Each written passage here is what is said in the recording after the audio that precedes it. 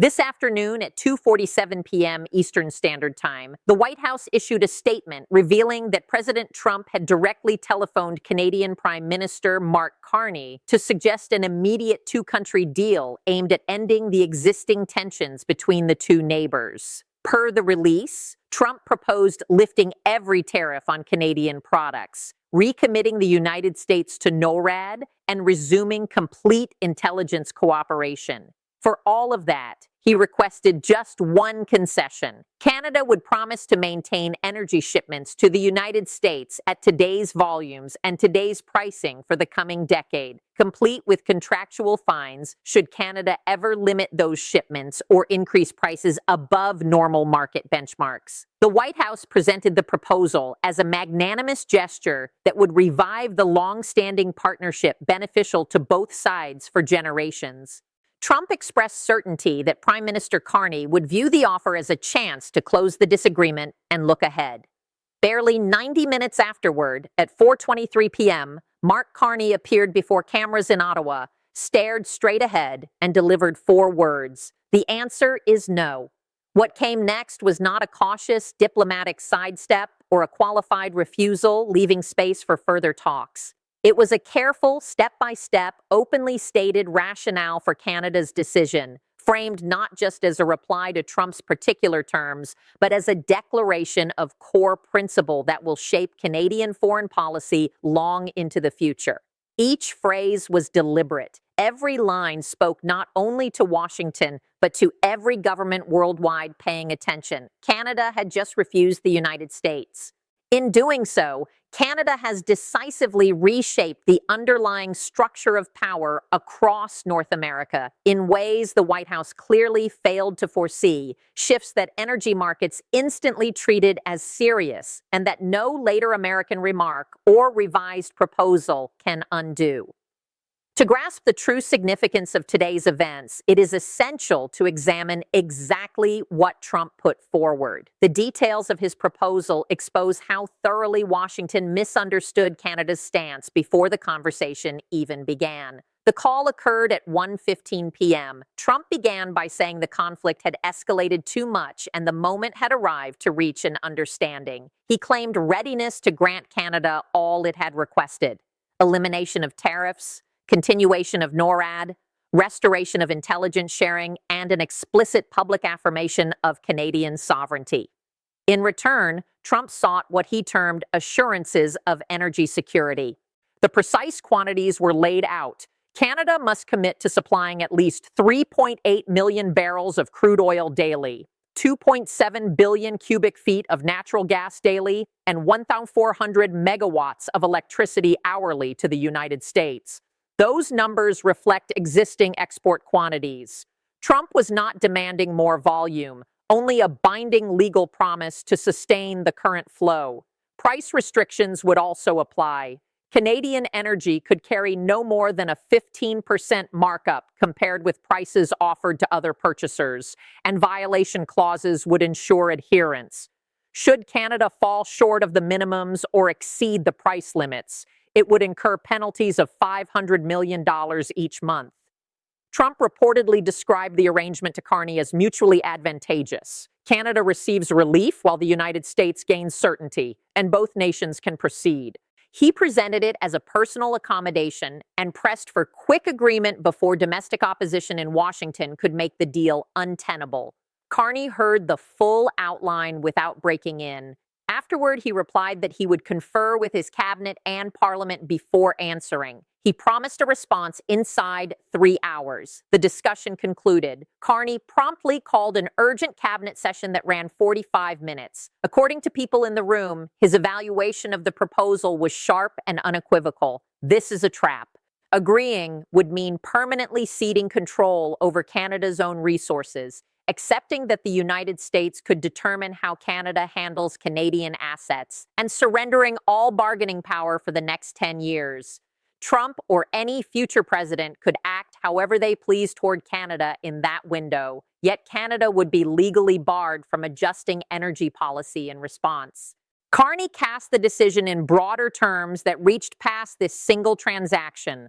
Accepting would mean acknowledging Canada as a supplier nation and the United States as the customer nation. Accepting would mean accepting a subordinate role. And he had never entered public life to place Canada in a subordinate position to any other country. At 4:23 p.m., he stepped to the lectern. Understanding Carney's refusal means treating his remarks not as ordinary press conference comments, but as a formal legal and diplomatic instrument in which each sentence pursued a clear institutional goal and was crafted to be interpreted that way by several different audiences at once. Carney began by verifying the facts on record. Trump had phoned, had proposed removing tariffs, reaffirming NORAD, and restoring intelligence sharing, and had requested a 10-year pact locking in energy deliveries at set volumes and maximum prices. He described the offer fully and fairly.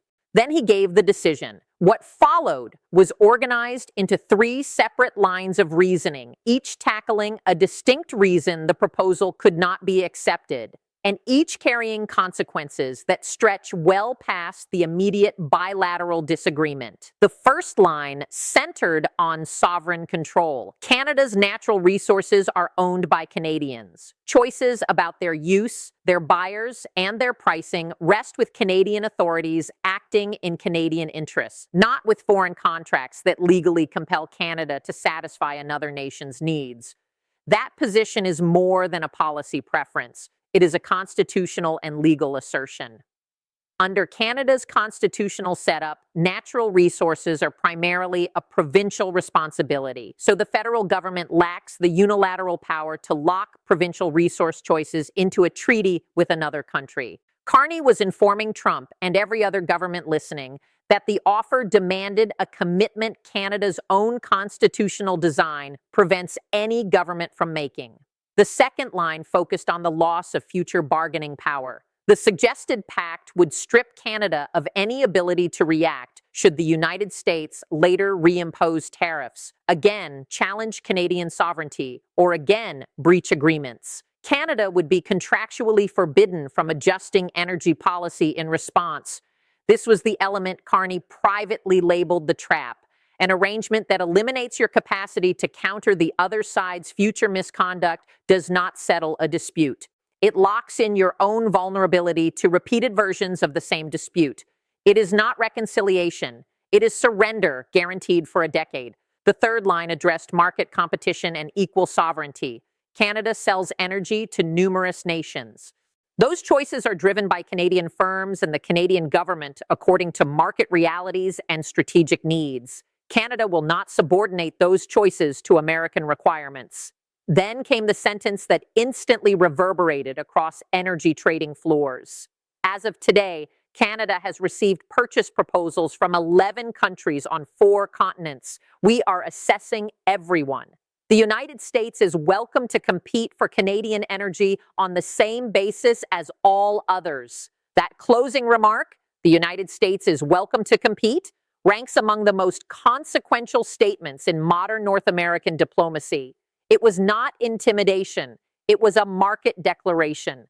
Carney was openly telling the world that Canadian energy is now open to competitive bidding, that the period of presumed American priority access has ended, and that the United States now stands on identical footing with China, Japan, South Korea, India, Germany, France, the United Kingdom, and every other nation that has already made an offer. The White House appeared unprepared. Sources indicate senior staff truly expected Carney to agree.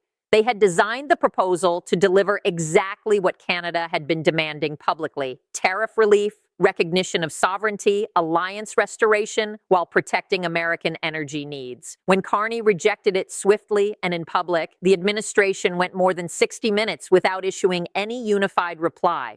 When Trump's response eventually surfaced on Truth Social at 5:30 p.m., it declared that Canada had committed the greatest error in its history, that America has no need for Canadian energy, and that Canada should attempt selling to China and discover the outcome. That message conflicts with readily verifiable facts any energy specialist can confirm quickly.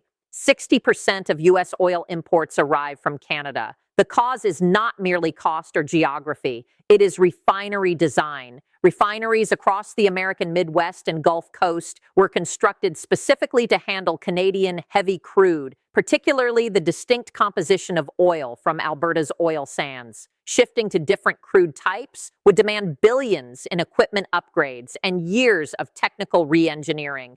No immediate substitute exists for the Canadian volumes those refineries require.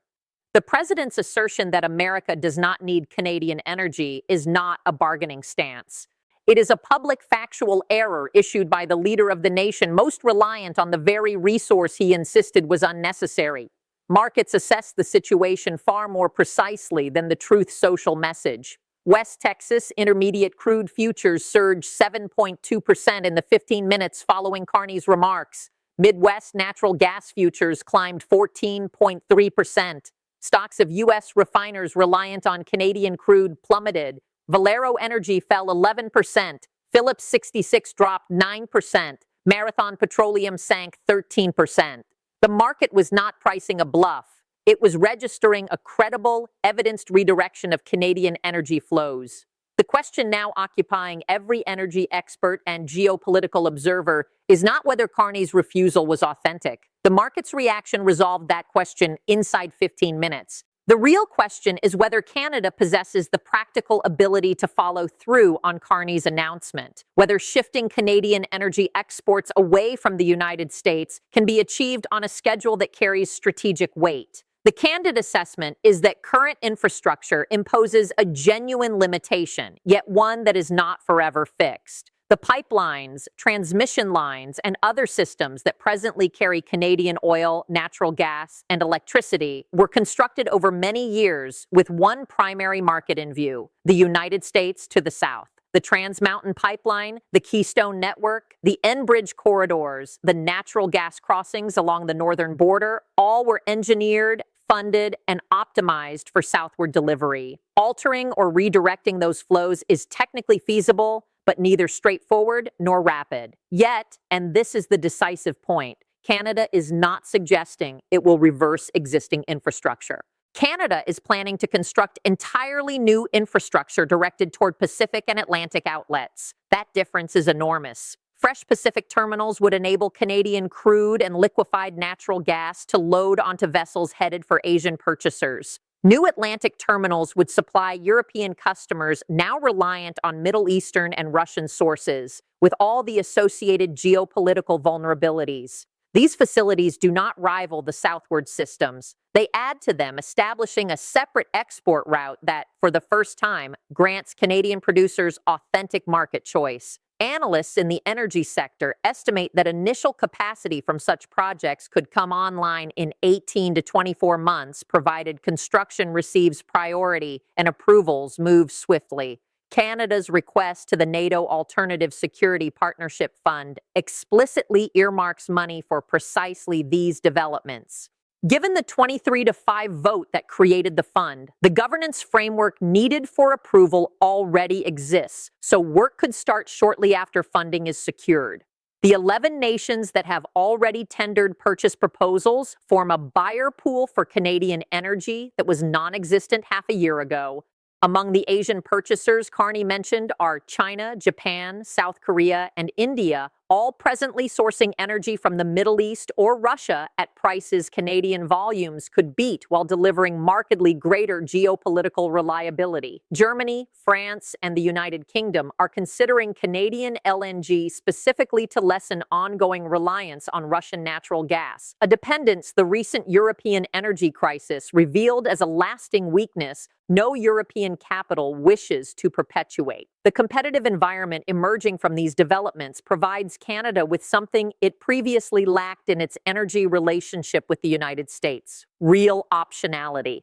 Optionality in commodity markets is not simply an economic idea. It is a form of institutional power that fundamentally alters any seller's negotiating strength. When a seller faces only one buyer who knows it holds a monopoly position, that buyer dictates terms. When a seller faces 11 documented buyers and the means to select among them, the seller dictates terms. Canada is actively transforming its energy export dynamic with the United States from a structurally dependent arrangement where American access was taken for granted and Canadian options remained hypothetical into a competitive market relationship in which American access must be won on terms the seller finds satisfactory. The sharp reaction in the American refining sector expressed that shift more plainly than any diplomatic commentary. Phillips 66, Valero, and Marathon Petroleum are not mere stock symbols. They are physical plants employing tens of thousands across the American Midwest and Gulf Coast,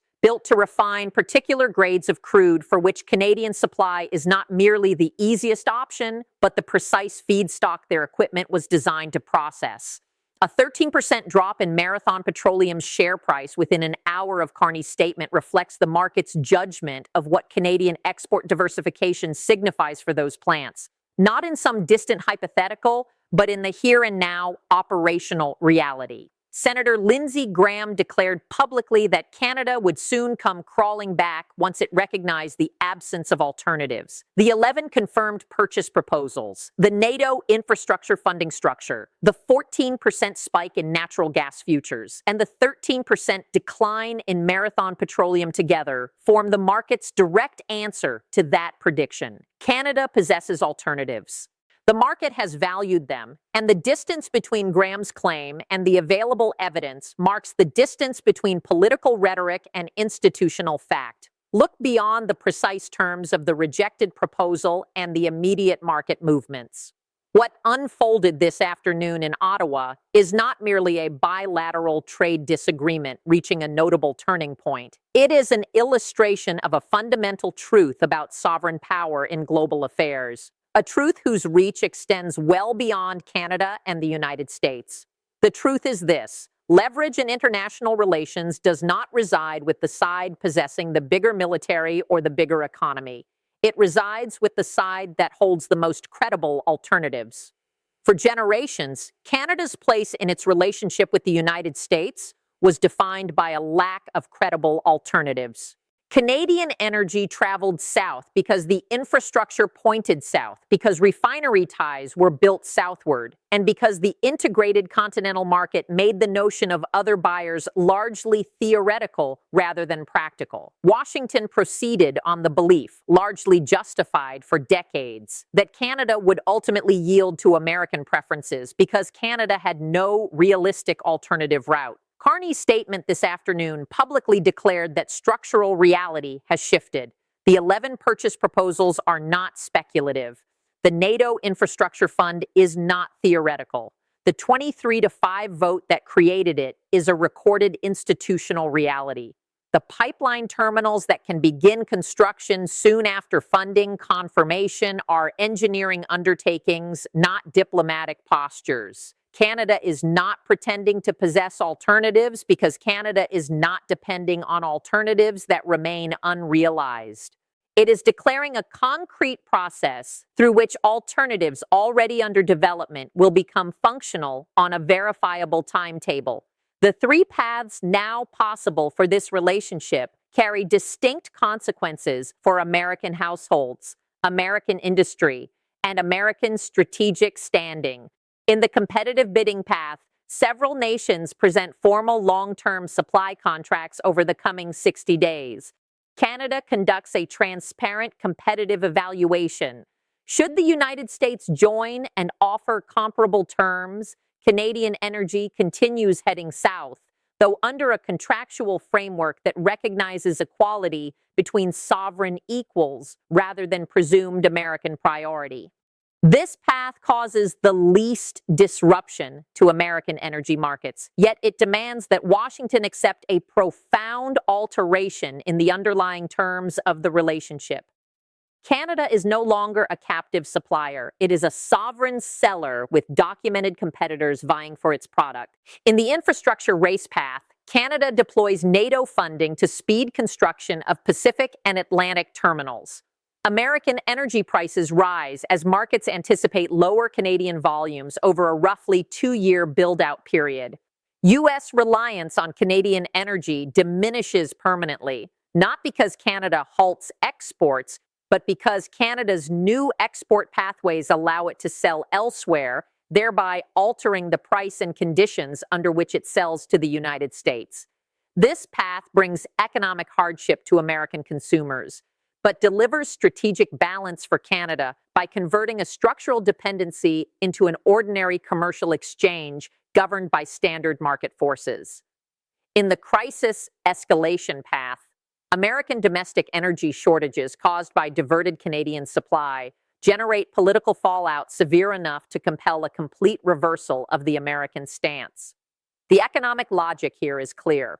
Should Canada redirect even 30% of its current U.S.-bound oil to Asian purchasers, Midwest refineries would confront shortages impossible to replace swiftly, and gasoline prices in politically sensitive states would climb sharply enough to produce electoral pressure that outweighs any intended domestic political gain from the confrontational approach. What Carney demonstrated this afternoon is that sovereignty is not a vague ideal or a talking point.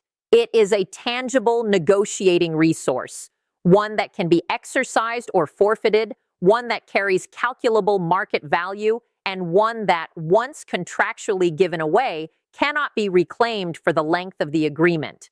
Trump's offer would have bought the appearance of renewed partnership by sacrificing Canada's capacity to exercise independent judgment over its own resources for 10 years. Carney's judgment that sovereignty outweighs the short-term relief its surrender would have bought was not emotional. It was calculated. The previous relationship between Washington and Ottawa rested on a core premise. America presumed and Canada acquiesced. That premise produced the offer Trump extended this afternoon. It was a reasonable offer if the premise held true. Carney's 4 words established that the premise no longer holds true. The United States is welcome to compete, not to insist, not to presume, but to compete on equal footing with 11 other nations already waiting. That is not a diplomatic courtesy. That is a structural reordering of the relationship between the two countries. And unlike a tariff, which an executive can rescind, a structural reordering supported by physical infrastructure, institutional financing, and documented buyer commitments does not vanish when political conditions shift. The answer was no, and the answer will stay no until Washington grasps what it was actually being asked to earn.